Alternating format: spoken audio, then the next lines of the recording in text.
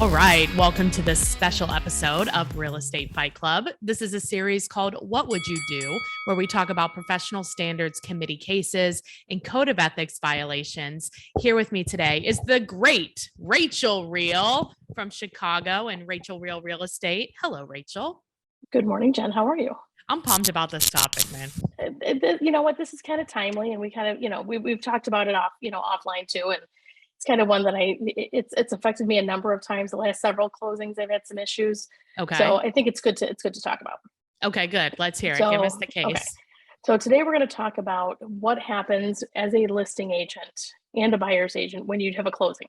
Okay. And you're doing the final walkthrough, and how do the keys get from the property to the buyer? Okay. So it's gonna revolve around Article 3, and Article 3 says realtors shall cooperate with other brokers except when cooperation is not in the client's best interest. Which is sometimes the case. Sometimes.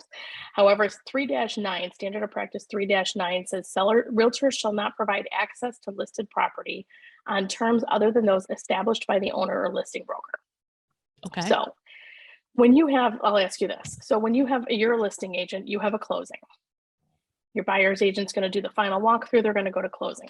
How do you find the best way to get the keys if you're not going to the closing as a listing agent? Because we all know closings have changed quite a bit due to COVID, at least in my part of the country. Right. So as a listing agent, what's your process to get the keys from the property or the lockbox to the buyer or buyer's agent once they close? Good question. It really depends on the sellers and the buyers and kind of like what the situation is. But let's just say in general, right. There's one of two things happens. I feel like one of these is going to be a violation, but I guess we'll see. I'll let you know. One of three things happens. Either it depends on when they do their walkthrough. So if oftentimes they're doing it like on their way. So we just leave the lockbox there and the agent goes back and opens it and gives them the keys. Is that before closing or after closing? They go back after closing. Okay. If they don't do that, or it's like too far away or like whatever, right. Then the buyer's agent has the keys and then gives it to the buyers after closing. If the sellers are there, then the sellers will bring the keys to closing, because oftentimes you have to sell a house first. Even if we don't have even if they're doing it separately, they'll leave the keys at the title. They'll leave the keys at title company. Okay. Yeah. Any of that violate? Well, no, not as long as you're giving permission, the seller is giving permission for that buyer's agent to take those keys at the final walkthrough. Yeah, like it has to be agreed upon. Exactly. Now the problem comes when the listing agent says, "Hey, you know what? Leave the keys in the box. You're doing your walkthrough at noon. Your closing's at 1. Okay. Leave the keys in the box. Once closing is done, I'm going to send you a code to access the box." For your buyers. I'll send you a code for your buyers. You don't even have to go there as the agent. Okay. I'll give you a code after closing.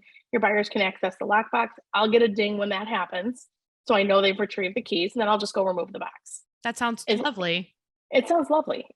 If agents would actually follow the guidelines that they're given by the listing agent and or the seller. So, and again, I think agents forget that these lock boxes that we have. I mean, we use Central Lock in our market here.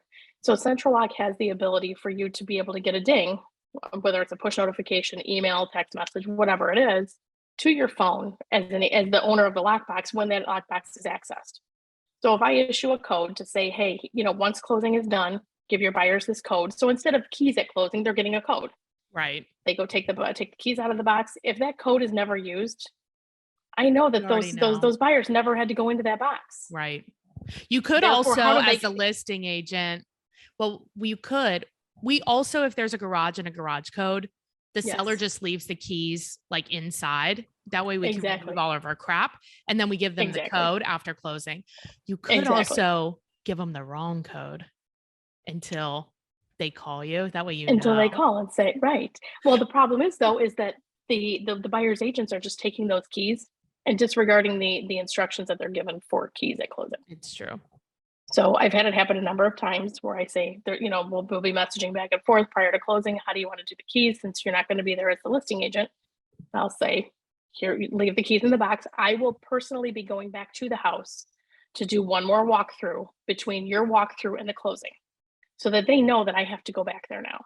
So even if I'm not going back there, I have to say that I'm much. going back there because it's the only way that they're going to leave those keys in that box. That's true. Okay, that makes sense. So you're lying. Well, you almost have to in order to ensure that that property is secure, because your clients are counting on you as the listing agent to make sure that property is secure, but between up until the time that closing is done and funded. Right. This is crazy. Have you seen a case like this come through? Not this one specifically, but I'm telling you, I could file 3 myself right now today. That's the thing. And that's something we may, after taking, like, we need to take a break at some point, but like, yes, at that point, if they violate, like, are people, people really aren't filing. They're not filing a complaint. They're not filing. No. And like I said, I've had the last 3 closings I've had, I could legitimately file on all 3 of them. Mm-hmm. It's a problem. Yeah, it is. So let's take a break and we'll talk about one that happened recently. Okay, perfect. So 2 of our favorite partners I want to talk to you about is one, everybody is talking to me about, like, what's the best way to get leads? How do I get leads? And our number 1 lead source right now is Pipeline Pro Tools. So what they do is, if you go to pipelineprotools.com/fight club, you can schedule a demo with them. When you do that demo, it's a free demo. They will give you our playbook for free and where we're placing ads, what those ads look like for free, and how we're getting those leads. The other place is, that you should be posting on social media, and you're not consistently. Go to ghostposter.com. It is free. GHOSTPOSTR.com. Sign up for that shit. It's free. Monica will send you every single day, Monday through Friday, something to post. Literally copy and paste it and onto your Instagram, onto your Facebook, get more friends, sell more real estate, make money. Boom. Boom.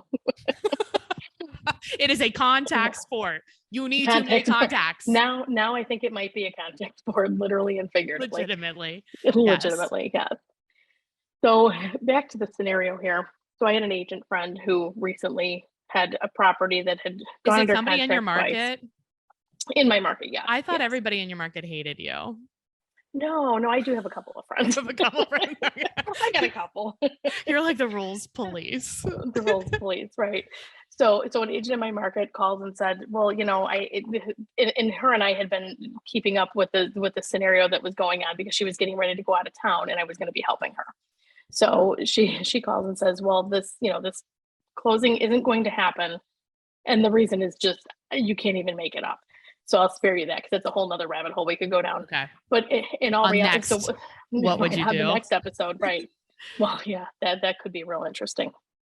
But the buyer's agent did the final walkthrough. Okay. And between the time the final walkthrough was done, which was, I think, the night before, a day and a half before or so, the buyer was no longer closing. What happened? Okay, so I'll give you the Cliff Notes version.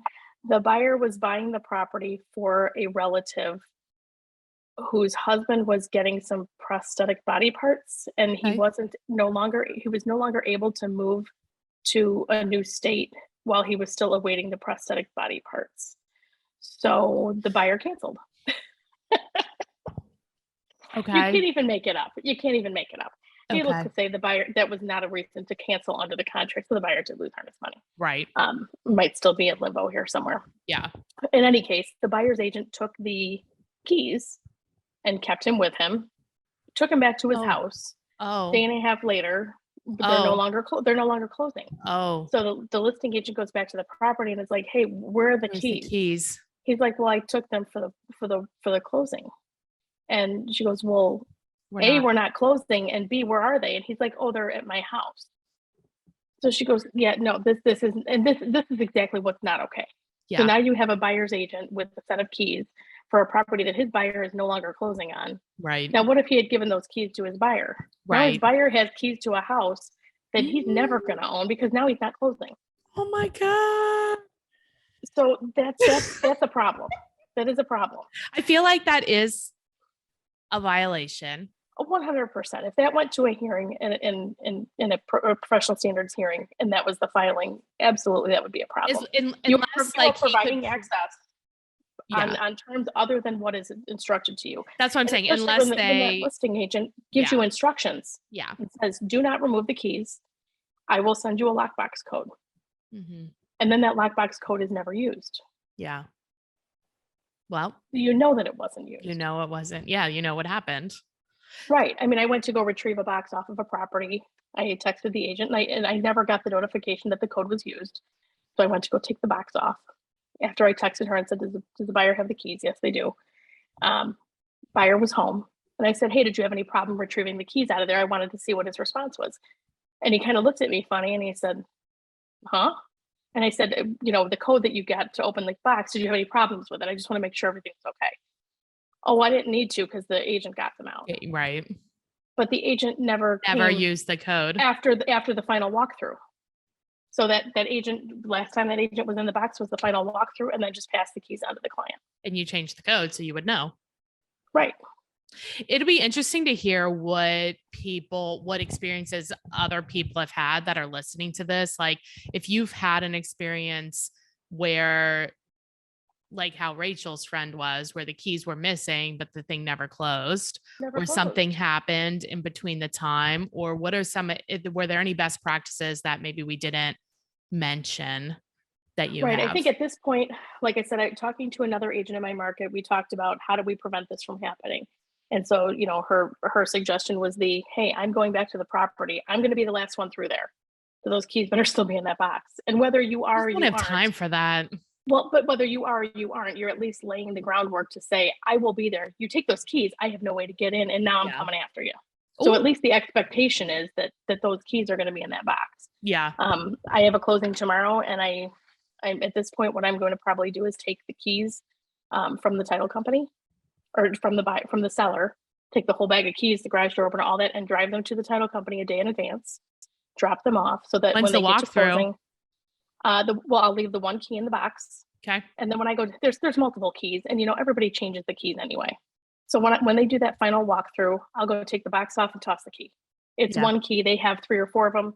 In all reality, they should be rekeying anyway. Yeah, they should be. But so at that point, I go get my box, I toss the extra key and call it a day.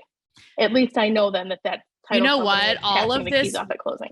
This won't be a problem when we all have when everything's like virtual and when you have these rings with like all the information on and you're like tapping things and people can give you we kind of access. We kind of have that with these central lock boxes. I know, but we still have to use a key. What we do, but I guess that would be more dangerous. I mean, sometimes they go up to houses for showings and they'll give you the 4-digit code to their actual home lock. Like, why do you want to give that out? No, but you can change it all the time. Yes, you can. It's the same thing. I mean, it's almost, it's the same. Right. But if they've got it set up for a listing and say they do a temporary 4-digit code for the purposes of a sale until they change it. Once I have that code, I can go in there anytime I want. Yeah. Unless you're changing it for every person or every day. Right. But I to think about how difficult that would be in a market where you've got 10 to 15 showings a day on a property. That's like a full-time job to sit there and change the code that many times.